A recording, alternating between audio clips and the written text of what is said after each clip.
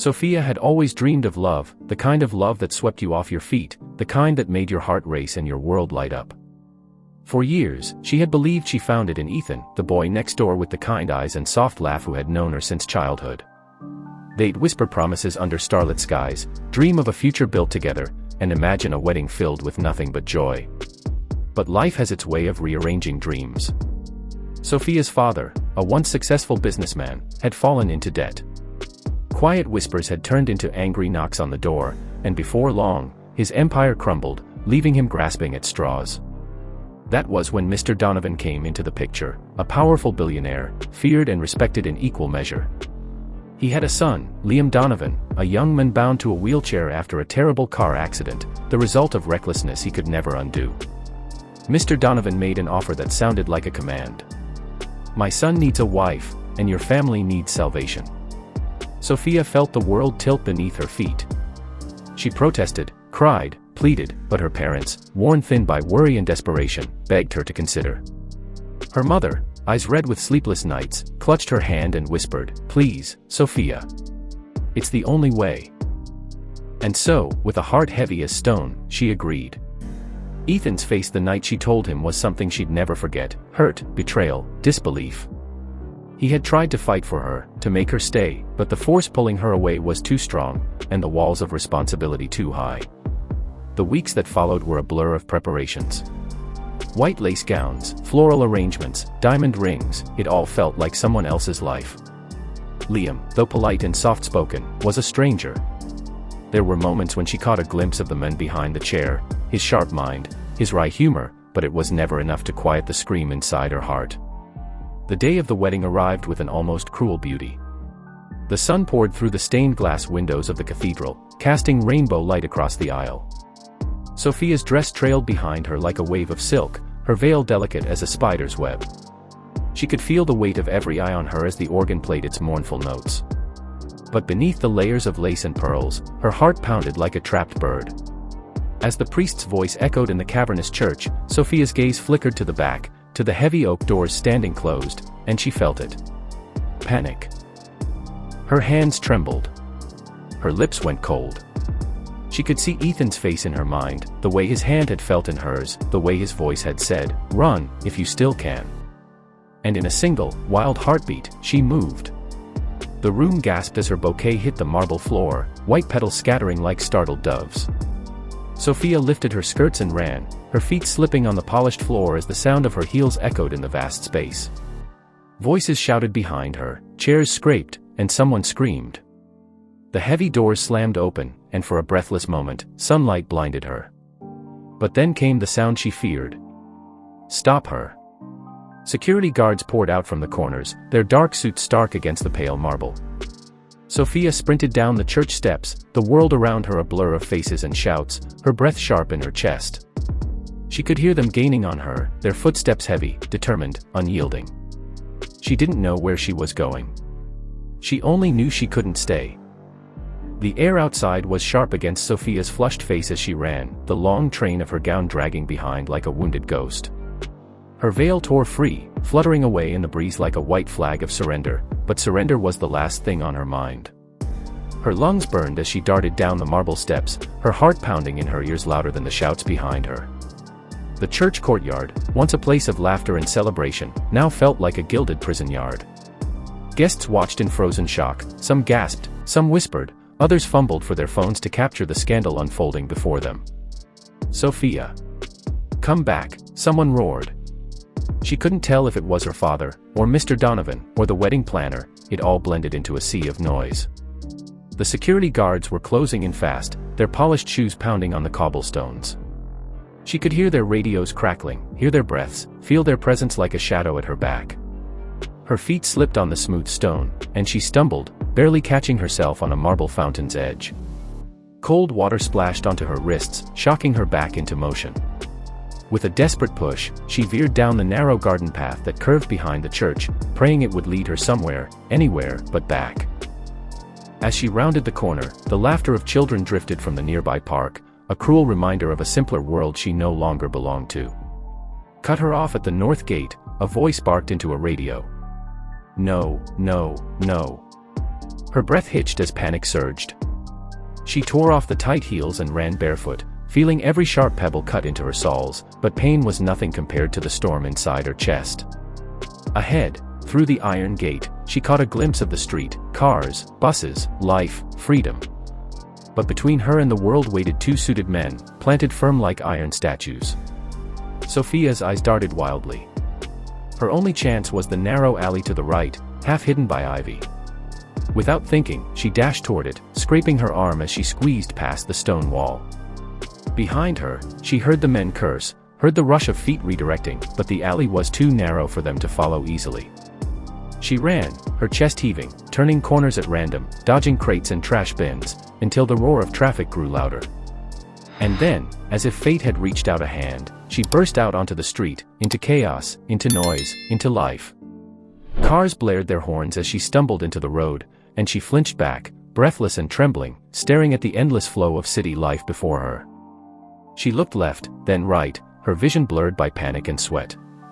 And there, across the street, as if summoned by the beating of her heart, stood Ethan.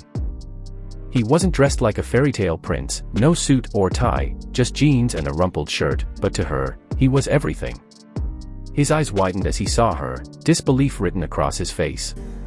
Sophia. The screech of tires, the shout of security behind her, the world was spinning. She didn't think.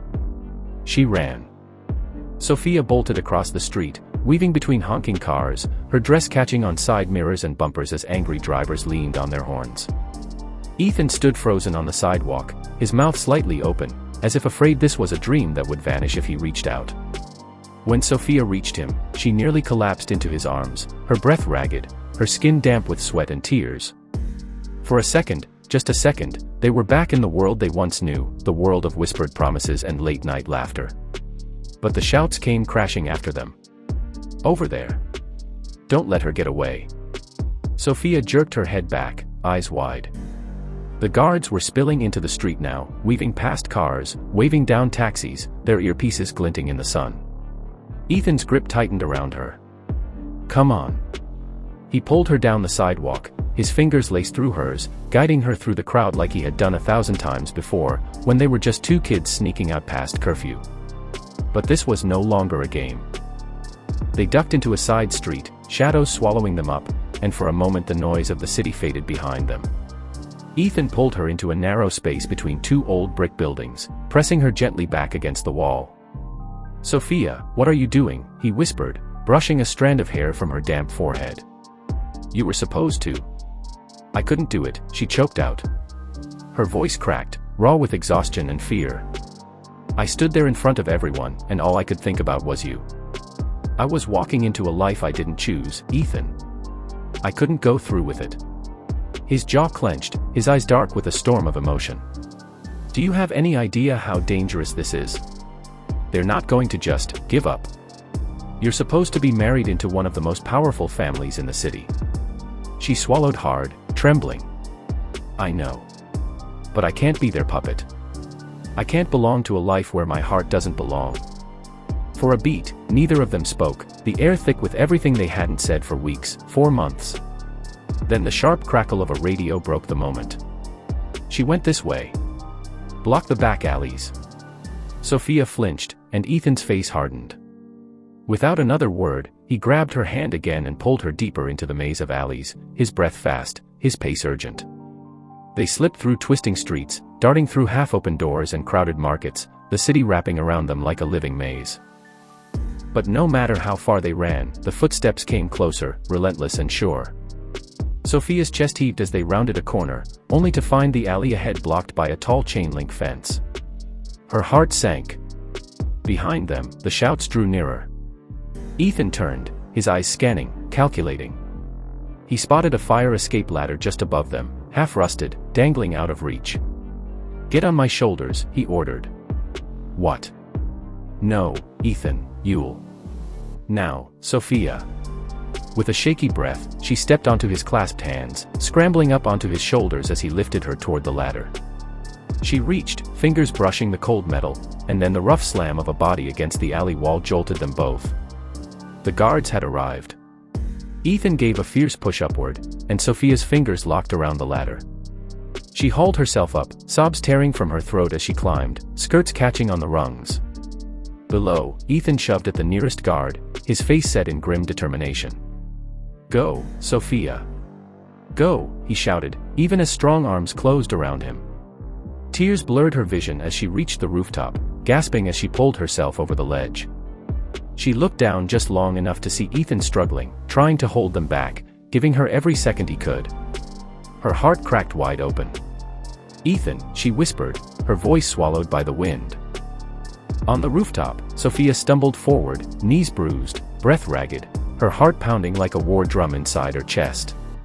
The city stretched out before her in a dizzying sprawl, endless rooftops, chimneys, water tanks, antennas clawing at the sky, but all she could think about was the sound of Ethan's voice below, shouting her name as the guards wrestled him down.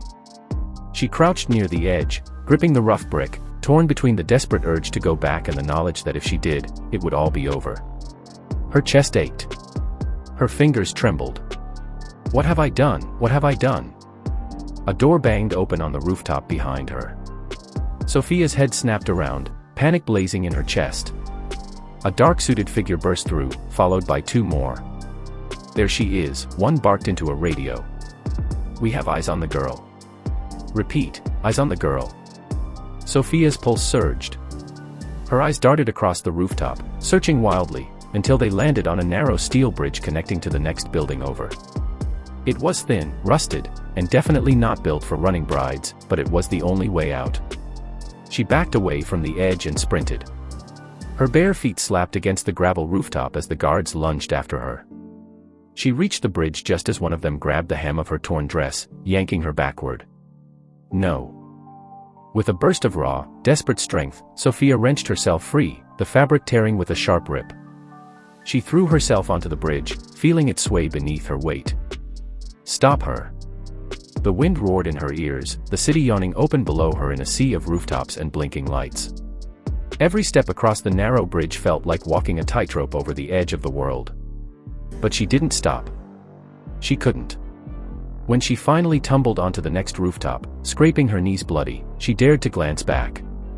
The guards had paused at the edge, radios crackling, their faces pale with frustration. The bridge shuddered between them, too risky, even for them. For now, she was free. But only for a moment. Gulping down lungfuls of air, Sophia scrambled to her feet. Her chest clenched as she imagined Ethan, still below, still fighting for her. She wanted to scream his name, to run back and tear the world apart for him, but she knew the only way to help him now was to keep moving. Tears blurred her vision as she sprinted across the rooftop, vaulting over low walls, dodging rusted pipes. The dress, once a masterpiece of silk and pearls, now hung in ragged shreds around her legs. The soft white fabric that had once promised a future now marked her as a runaway, a rebel, a fugitive. Below, the city roared with life.